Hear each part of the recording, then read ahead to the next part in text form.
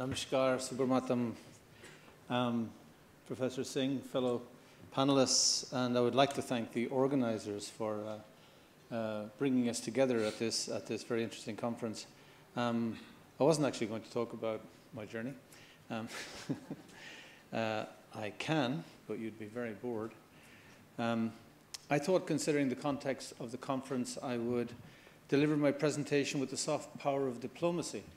And then I remembered that I was Irish. So I thought, who am I kidding? So I don't aim to offend with my remarks today. I want to offer them with concern and care, and I pray for your blessings that I can. Education is global and universal. Sorry? Yeah. Education is global and universal. And as we've heard, it's not Indian. Yet India can contribute profoundly to the global knowledge base, to sustainable influence in thought leadership, and to global decision-making. Indian seers and sages offered us their thinking and example to the Loka Sangraha, for the welfare of all, for a global and universal welfare. This is the ethos of learning in Indian traditions. How will we define education? So I'm looking to a non-Hindu to define Hindu education or Indian education for us. Albert Einstein said, education is not the learning of facts, but the training of the mind to think.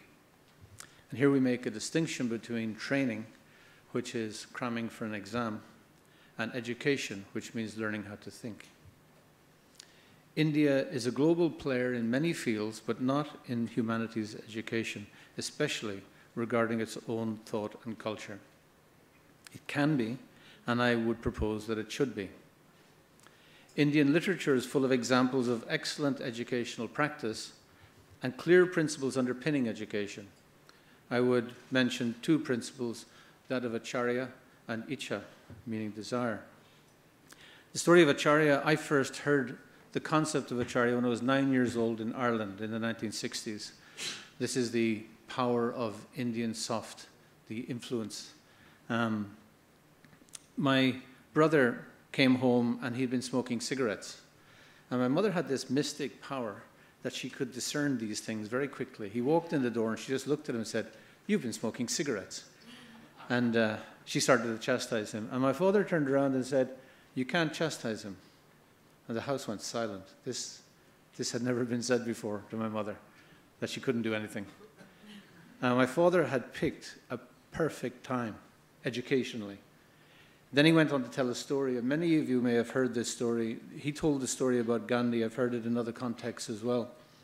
The story he told was that a woman went to Gandhiji with her child and said, "Gandhiji, please tell my child to stop eating so much sugar." And Gandhiji said, "Bring him back in 3 days." So she brought him back in 3 days, and he said, "Now, beta, listen to your mother. Don't eat so much sugar. Always be kind to your mother." And then the mother said, "Well, why did I have to come back in 3 days?" And he said, "Because 3 days ago, I was also eating sugar." As such a powerful message, such a powerful principle of education, what it means to educate, one who teaches by example, Acharya. And it is, without doubt, the essential principle behind education in an Indian context, maybe in any context. And also, I would suggest, the essential principle behind good government. Icha means desire, but in the context of the Bhagavad Gita, it means choice. So in the Gita, Arjuna has a nervous breakdown. He falls apart. He turns to Krishna and said, "Help." And Krishna starts to give him all kinds of choices. Now, this is the Bhagavad Gita, the Song of God. So from a religious point of view, we expect God just to tell him what to do. Bas. The whole thing is over in 2 minutes. But that's not what happens. He gives him all kinds of choices. Some of them are quite ridiculous. He says, if you don't fight, people will think you're a coward and they'll laugh at you. A totally materialistic perspective. And he gives him all kinds of other choices, and yoga and sitting down on a deerskin and looking at the tip of your nose, and Arjuna, a Kshatriya, kind of goes, "I can't do that." And he says, "In my opinion, you could consider this, you could consider, in my opinion, that God has an opinion." And at the end, he says, "Now deliberate on this fully, and do what you wish to do. Do as you desire. He gives him choice. This is not a dogmatic text. This is not a doctrinaire text. This is a revolutionary form of educational theory. Now, let's take it into the home. Your child is going clubbing for the first time. Now, you know when they go clubbing, it's sex and drugs and rock and roll. And you don't want them to be involved in that stuff. So you tell them all the things they're not supposed to do and the things they are supposed to do, and to be home by 11 o'clock. If you're not home, you're grounded, etc. But what if you had a sensible conversation about sex and drugs and rock and roll so that they could think about it? So when they get to the party and someone says, try this, it's fun, try it, it's fun. Because that's not a choice. That's just pressure. What if you've actually given them choice? This is the practical application of such a dynamic educational theory. Imagine bringing that into the schools of India, giving children actual choice, critical choice. Global education and learning should be global, but it's not. Indian intellectual culture, its theories and methods of critical thought, are not being seriously studied anywhere in the world, especially in India. How then can we have a global dialogue about how to study Indian traditions and cultures? In global terms, the accepted norms of scholarship are not being questioned by Indian scholars. Thus, the rules of academic discourse are set by one culture alone, resulting in a discourse without parity of esteem. This can and should be changed, but if Indian scholars don't take this seriously, why should others? And if India doesn't take this seriously, Indians can't complain when others become the world experts in Hinduism, Buddhism, Jainism, and Sikhism, and the academic study of the Indian arts, the plastic culture, and even Bollywood. Globalization needs to mean more than economic and political parity. It needs to mean a meeting of intellectual and spiritual traditions as well.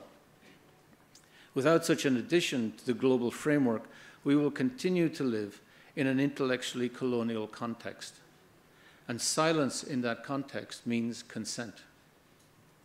India must find its voice, not a strident, aggrieved, bitter, or backward-looking voice, but an educated, thoughtful voice, one with a modern melody, hearing from the past and speaking to the future in the present.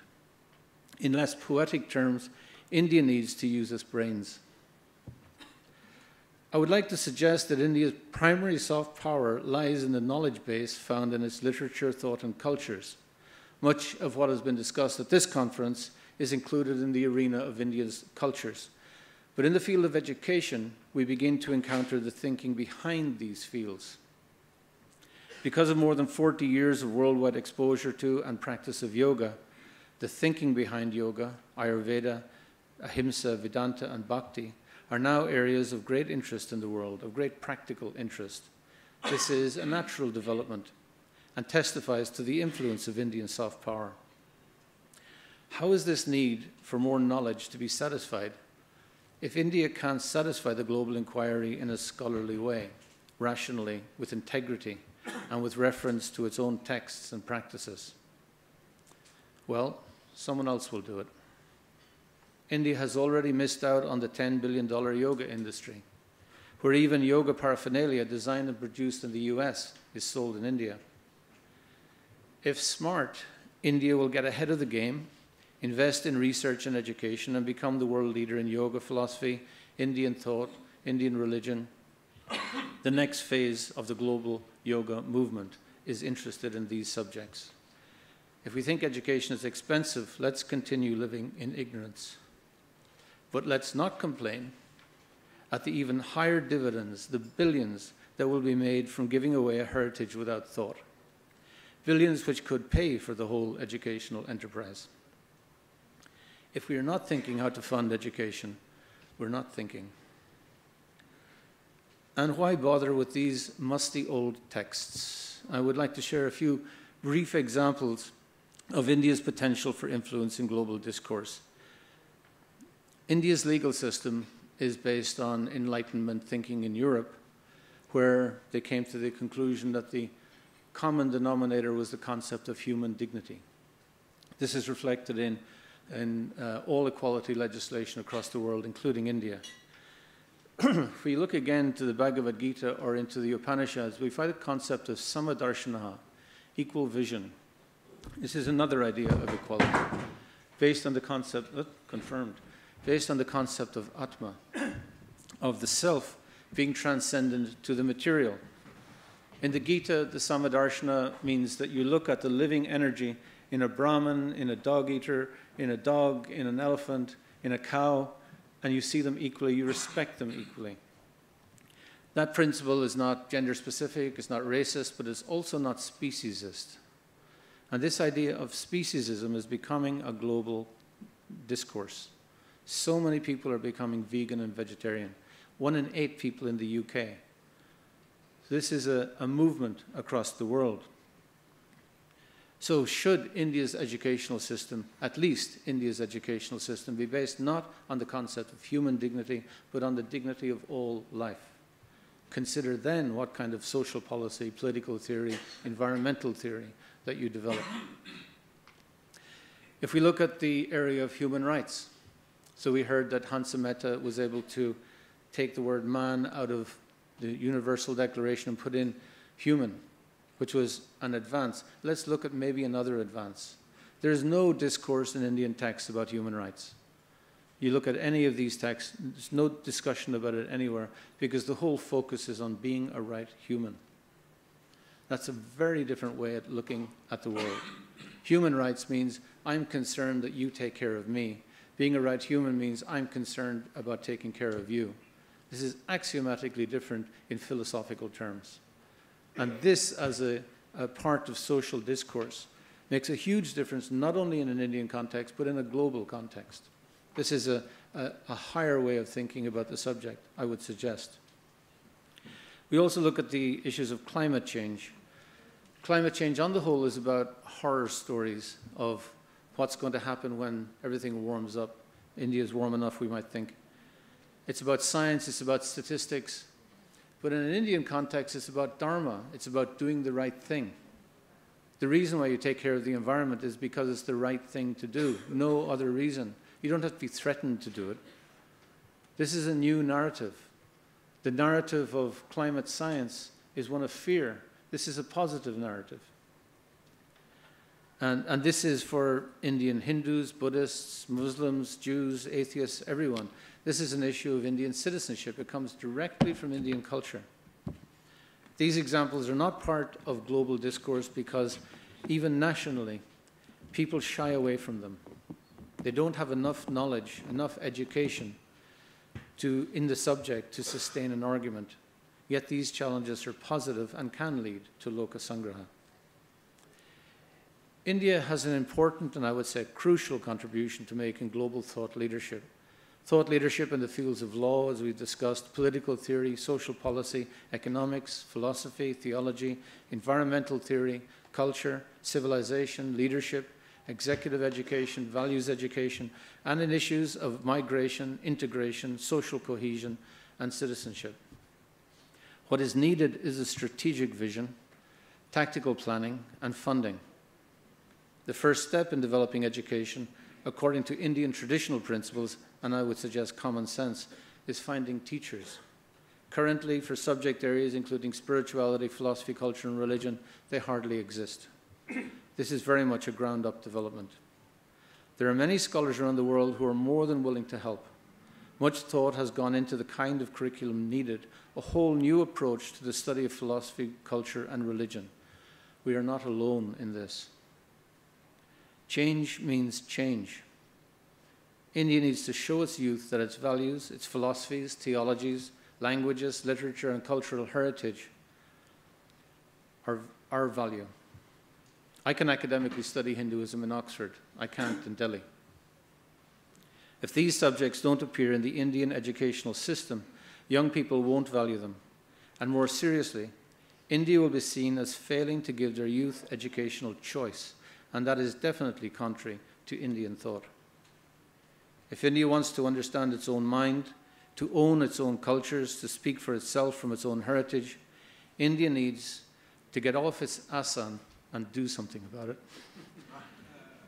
Thank you.